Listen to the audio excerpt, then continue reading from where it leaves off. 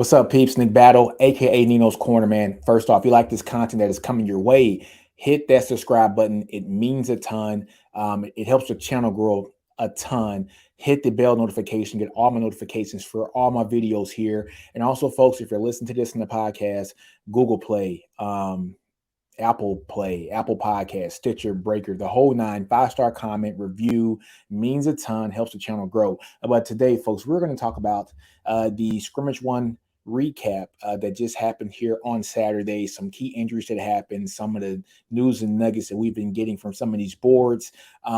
Yeah.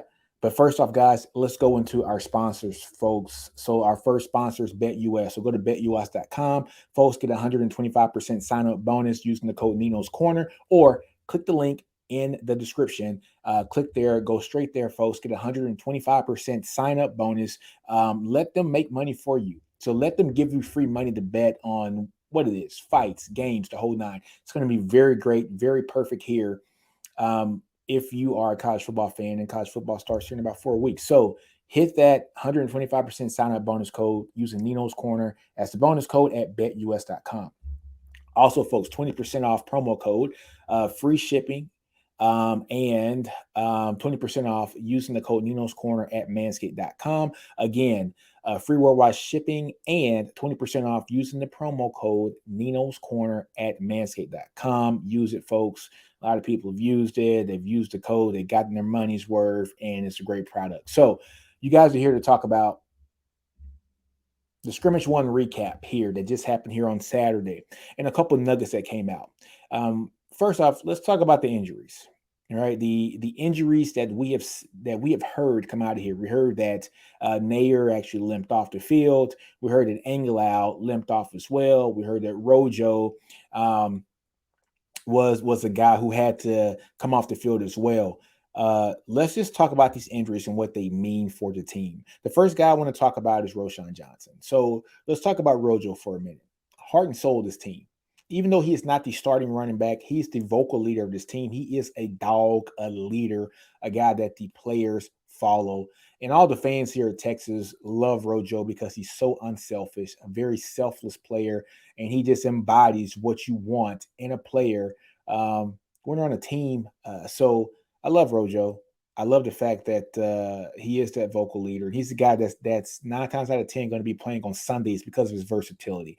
I think scouts understand exactly how good Rojo is. It's just that he happens to be playing behind the best running back in the country. And sometimes things like that happen. But if Rojo played on any other team in the Big 12, probably minus K-State, he'd be the starting running back on those teams. But losing a guy like Rojo, what does that mean? As far as a talent-wise, Texas running back room is severely stacked. I mean, they are stacked. We got Bijan, we got Roschon, but we got Keelan Robinson. We got Jonathan Brooks, man, who was the Texas Player of the Year last year. Stud running back. Stan Drayton got him early, was able to pull him in here. And a lot of teams wanted Jonathan Brooks, especially at the end of the recruiting cycle, because they finally realized just how good he was. He's a hell of a back. Texas has him on the roster. But not only do you got Jonathan Brooks, you got Jaden Blue as well. And a lot of people forget Jaden Blue was the #1 running back in the country prior to him sitting out his senior year.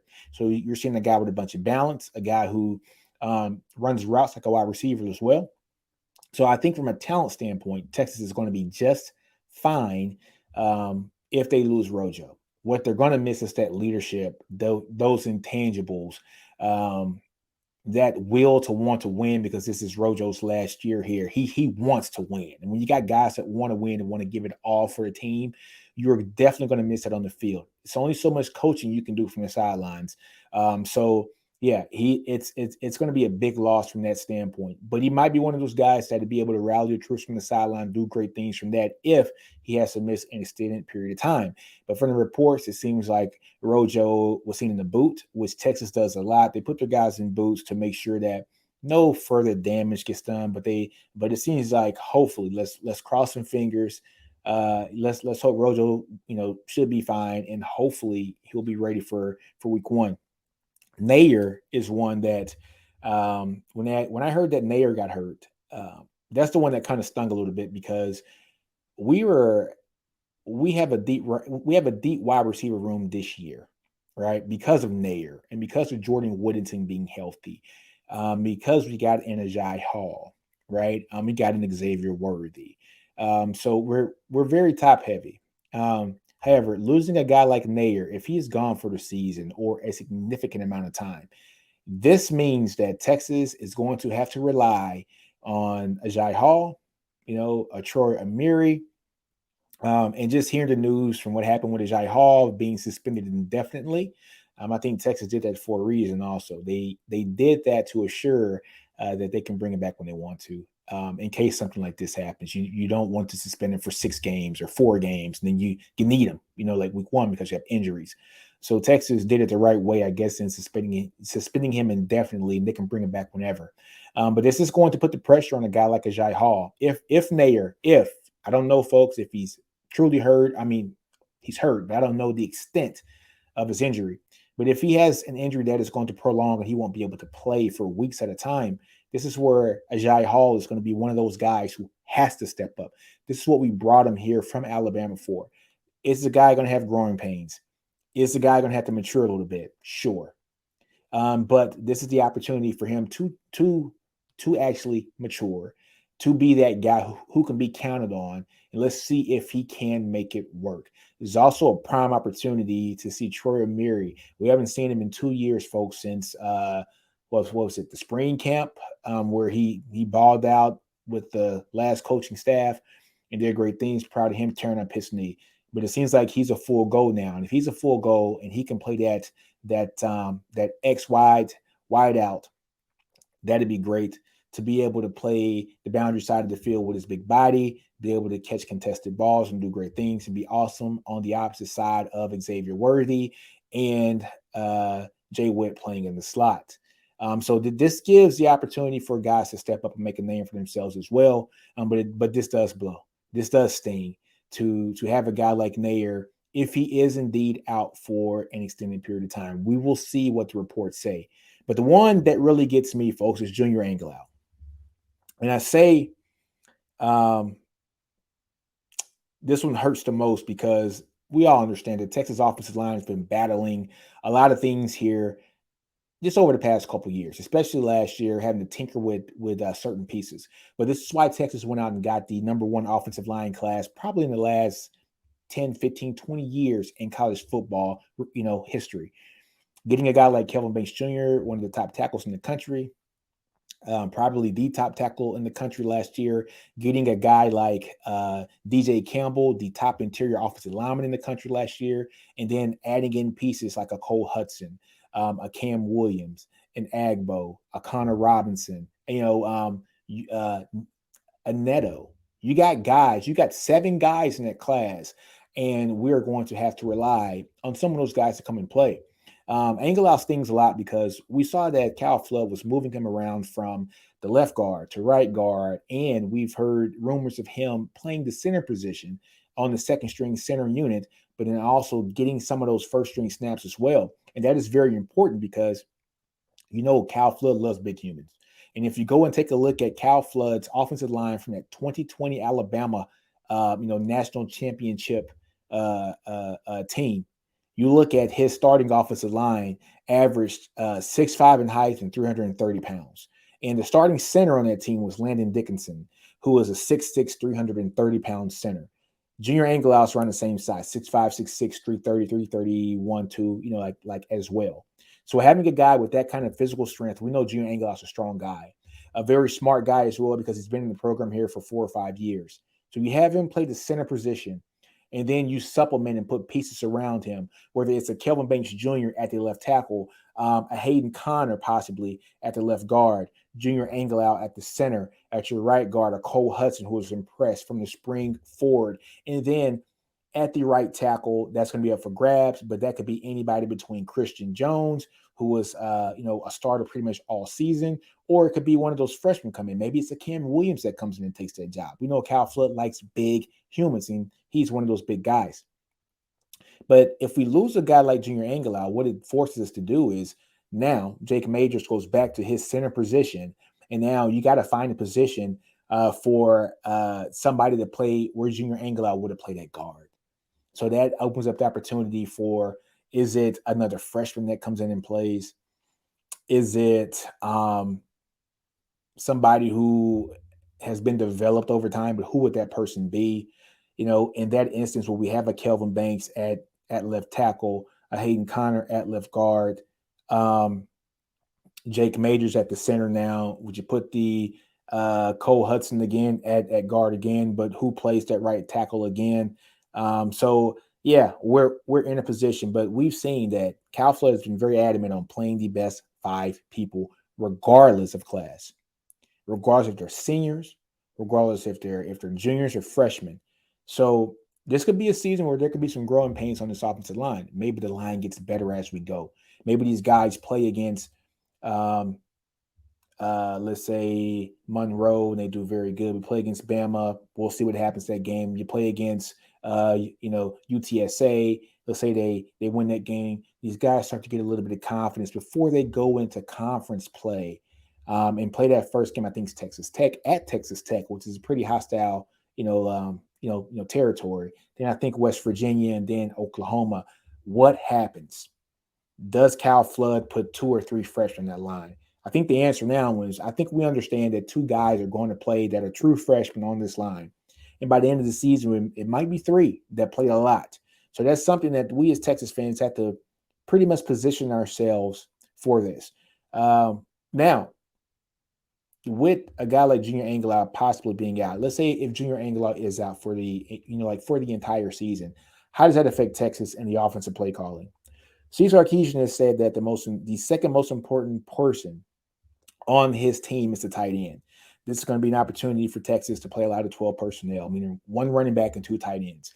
Because if we're starting, some true freshmen on this line, especially at the tackle positions, this is going to be an opportunity for us to have to put tight ends that can do their thing on the blocking side of the house as well as catching the ball as well, to help chip blocks. To help seal the edge to make sure that nobody gets to Quinn or Hudson Card, whoever's starting. And we'll get to that next. But yeah, we might see a lot more 12 personnel. And with that 12 personnel, you're definitely going to look at JT Sanders being one of those tight ends and a more complete tight end as a second tight end, maybe a Gunnar Ham, who's a better blocker.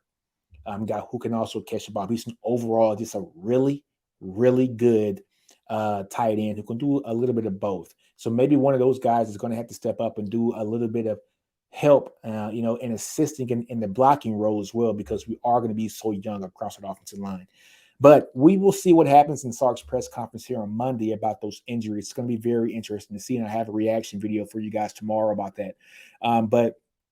When it comes to the O-line, we understand what Cal Flood likes, big humans, but losing a guy like Angilau, if that is the case that he's not going to be on this team this season because of injury, it's going to really shift things around and make it to where Cal Flood won't be able to implement his total suite of things that he will probably want to do with the offensive line. Angilau was a very valuable piece. The only saving grace that if this is a true injury where he is not going to be playing in the season or an extended period of time, it happened early. So now you get to get the mental side of the house with these young freshmen and some of these other guys on the team to get themselves mentally prepared to know that I am going to play. And what Cal Flood and Coach Sarkisian brought me in here to do, and they gave me that opportunity and said the best man's going to play, they weren't lying. You might be one of those top 5, those best 5 that are going to be able to play. You might be one of those top 8 that are going to be depended upon in case somebody gets hurt. You might be that swing tackle that's going to have to come in once somebody needs a breather. You might be that backup guard that has to come in if somebody tweaks an ankle or misses some time as well. Be ready to play. Be ready to contribute to this team. It's going to be a long season, but it's going to be a good season. And I got all confidence in this coaching staff and the team and how these players came in shape. We saw how these players came in. Cam Williams looked good. He looked good coming in. Kelvin Banks Jr. looked like an NFL body already. So I think these guys took the opportunity this offseason, took the plans, even though they weren't on campus for the spring. They took those plans and have trained personally to be as professional as possible when they got on campus. And these guys look like $1 million here on campus. The next thing I want to talk about, folks, is the QB battle. Quinn Ewers versus Hudson Card. Who starts? Anybody? I think most people would think probably Quinn is going to be that guy. That's what people would think because we spent a lot of resources and a lot of time to go get Quinn Ewers. Players were campaigning for him. He still looks like he's won over the locker room. Looks like Quinn Ewers has embraced being the quarterback at the University of Texas. He's at all the events. He's the face. He's with Xavier Worthy. He's with Jake Majors. He's with this guy. He's with that guy. He's on the posters. He's doing this. Basketball games, softball games, baseball games. If there's Texas football players at an event, Quinn Ewers is going to be there with the posse. It is what it is, right? It is what it is. But Hudson Card has been in this system for an extra year, so he knows the playbook a lot better. But hearing some of the reports that Hudson does know the playbook a lot better, he looks more comfortable, looks more fluid, looks more ready-made right now for the program because he's been in the system for a little bit longer. But the reports were also saying that when the pocket broke down, when things got skittish, Hudson looked a little bit out of place, a la Arkansas 2021. That's something that Texas, we cannot afford to have Hudson Card react that way again in games. You can't get happy feet when things break down. You got to be able to be more comfortable in the pocket. You got to learn to be comfortable being uncomfortable. That's life. That's football. Being comfortable, learning how to be comfortable, being uncomfortable. Somebody's out to get your head every play. You got to be comfortable in those uncomfortable situations.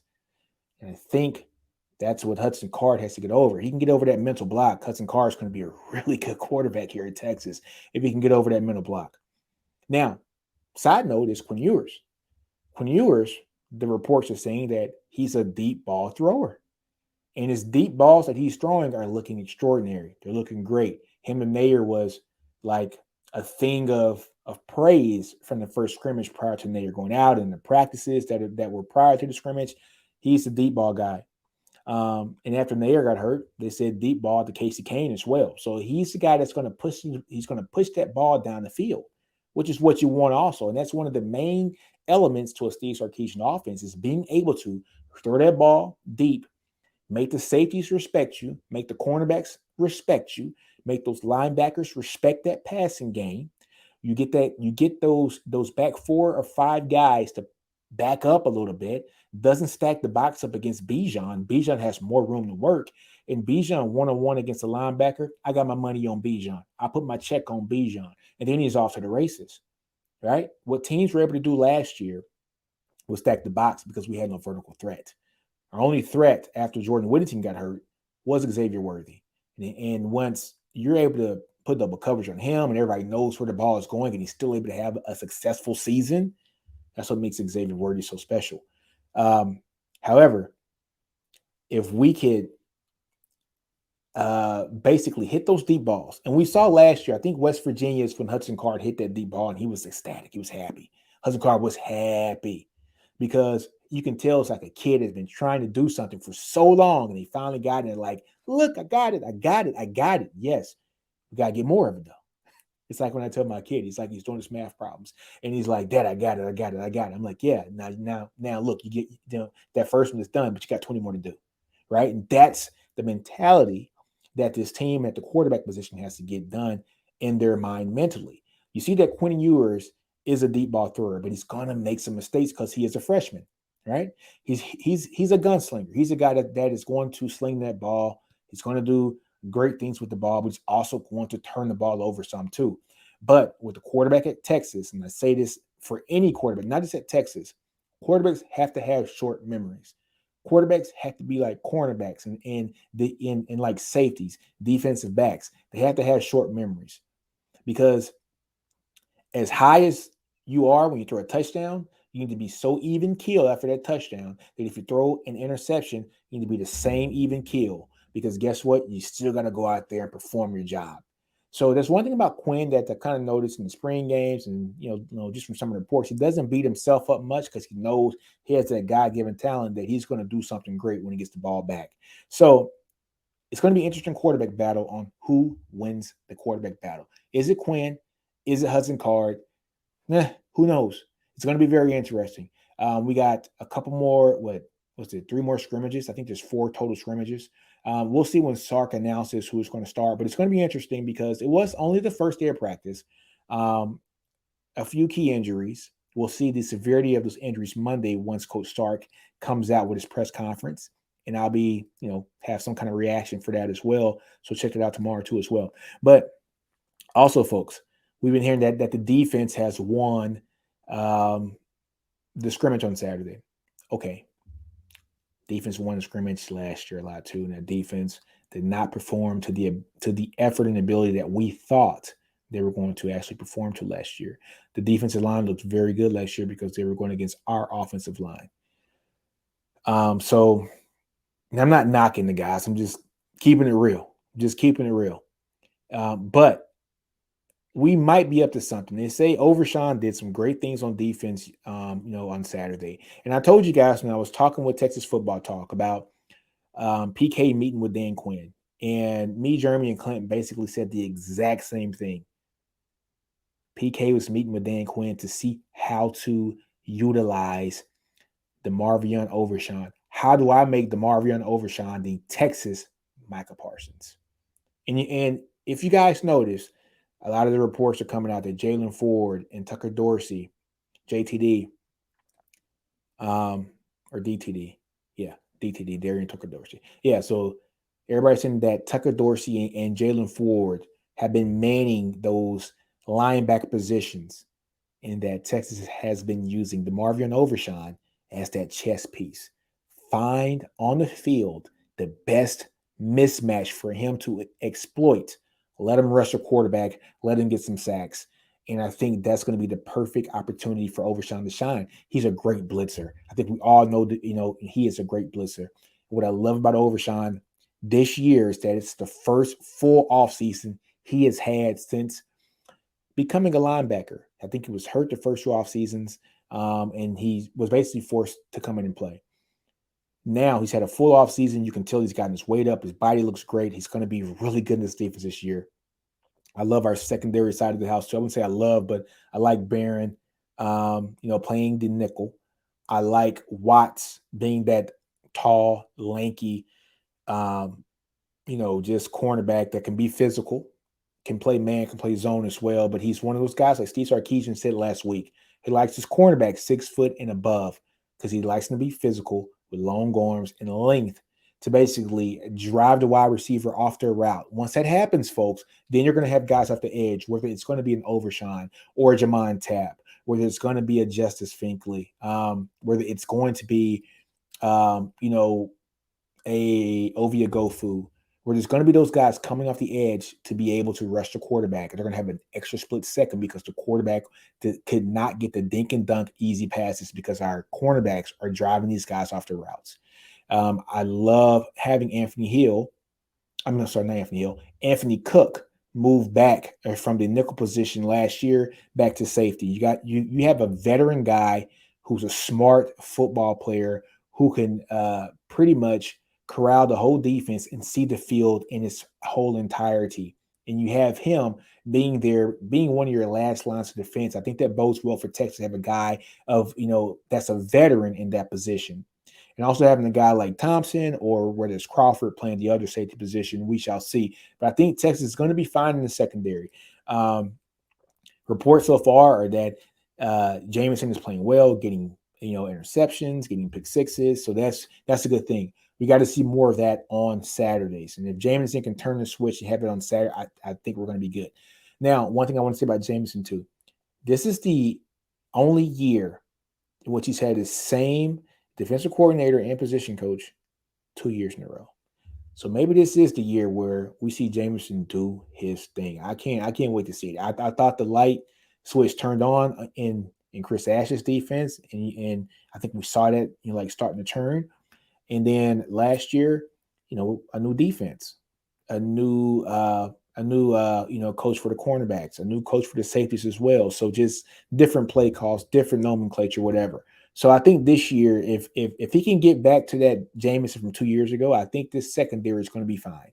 So I can't wait to see how that plays out. But like I said before, folks, I am worried about the offensive line. I'm going to see exactly. I can't wait to hear Sark's press conference to see the extent of the injuries for Junior Angela. I think that's going to be very telling on where this team's going to go this year when it comes to a personnel standpoint on who plays along that offensive line. And if Anglo is out, expect a lot of 12 personnel, 2 tight ends to help block some of these guys that, like that should come off the edge. More probably Gunnar Helm. He's probably your more sound blocker from those tight ends. And having a guy like JT Sanders be able to, stretch the field as a tight end. But anyways, guys, on that note, man, I'm out of here. Do you? Don't be afraid to fail. Outgrow your environment and understand your brilliance. NinosCorner, I'm out. Hook 'em. Horns up all day long.